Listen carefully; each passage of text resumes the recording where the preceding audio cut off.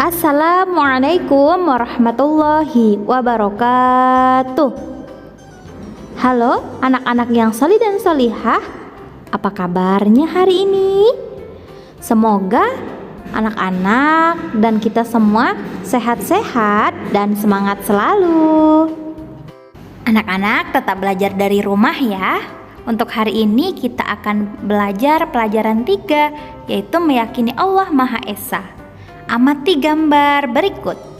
Gambar tersebut menunjukkan bahwa seorang anak sedang melaksanakan ibadah sholat.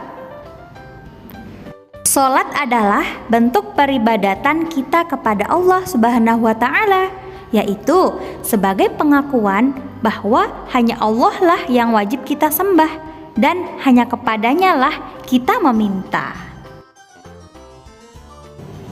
Allah Subhanahu wa Ta'ala itu Maha Esa, yaitu Maha Satu. Tidak ada Tuhan selain Allah, dan hanya Allah lah yang wajib kita sembah. Allah Subhanahu wa Ta'ala itu Maha Esa, Maha Satu, baik dalam zatnya, sifatnya, maupun af'alnya atau perbuatannya. Allah itu Esa dalam zatnya. Maksudnya yaitu Allah itu tidak tersusun dari beberapa bagian yang terpotong-potong dan tidak memiliki sekutu dalam memerintah serta menguasai seluruh alam semesta ini. Allah Subhanahu wa Ta'ala Esa dalam sifatnya. Maksudnya yaitu tidak ada seseorang pun atau sesuatu yang sifatnya menyerupai sifat-sifat Allah Subhanahu wa Ta'ala. Dan yang ketiga, Allah Subhanahu wa Ta'ala Esa dalam af'alnya atau perbuatannya, yaitu tidak ada seorang pun yang mempunyai perbuatan sebagaimana yang dilakukan oleh Allah Subhanahu wa Ta'ala. Oleh karena itu, Allah itu adalah Maha Pencipta segala-galanya.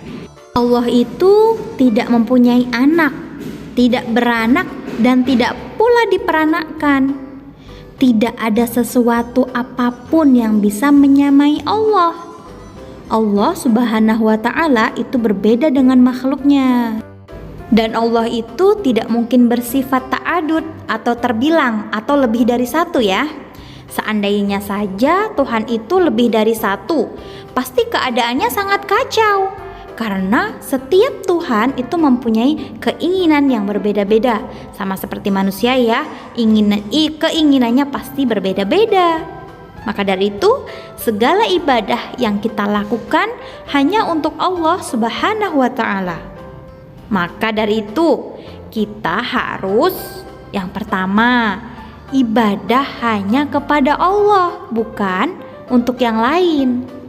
Kemudian yang kedua, tidak boleh menghambakan diri selain kepada Allah. Yang ketiga, tidak boleh menyekutukan Allah. Yang keempat, tidak boleh meyakini pada ramalan-ramalan nasib dan yang lain-lainnya ya. Yang kelima, yaitu memperbanyak zikir kepada Allah Subhanahu wa Ta'ala. Nah, sekarang kalian sudah tahu bahwa Allah Subhanahu wa Ta'ala itu Maha Esa, Maha Satu.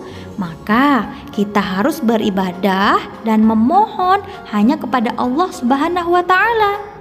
Tidak boleh menyekutukan Allah dengan apapun dan siapapun. Orang yang menyekutukan Allah disebut musyrik, sedangkan perbuatannya disebut syirik. Perbuatan syirik adalah dosa besar. Dan Allah Subhanahu wa Ta'ala tidak akan mengampuninya.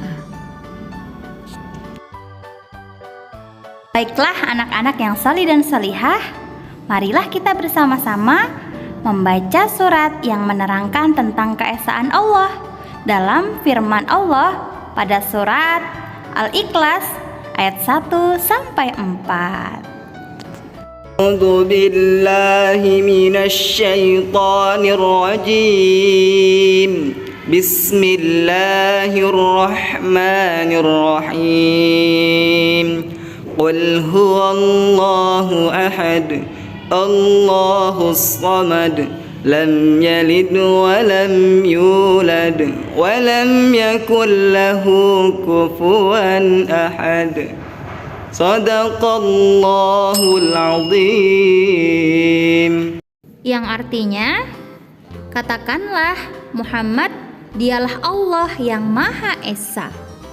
Yang kedua, Allah tempat meminta segala sesuatu. Arti ayat ketiga, Allah tidak beranak dan tidak pula diperanakan. Dan yang keempat, dan tidak ada sesuatu yang setara dengannya. Nah, itulah firman Allah yang menjelaskan bahwa Allah itu Maha Esa dan tidak ada Tuhan selain Allah. Kemudian selanjutnya anak-anak mempunyai tugas ya. Yang pertama, kerjakan soal latihan pada halaman 20-22, bagian A dan B. Yang kedua, hafalkanlah surat Al-Ikhlas beserta artinya. Kirimkan berbentuk video. Baiklah, Ibu akhiri. Wassalamualaikum warahmatullahi wabarakatuh.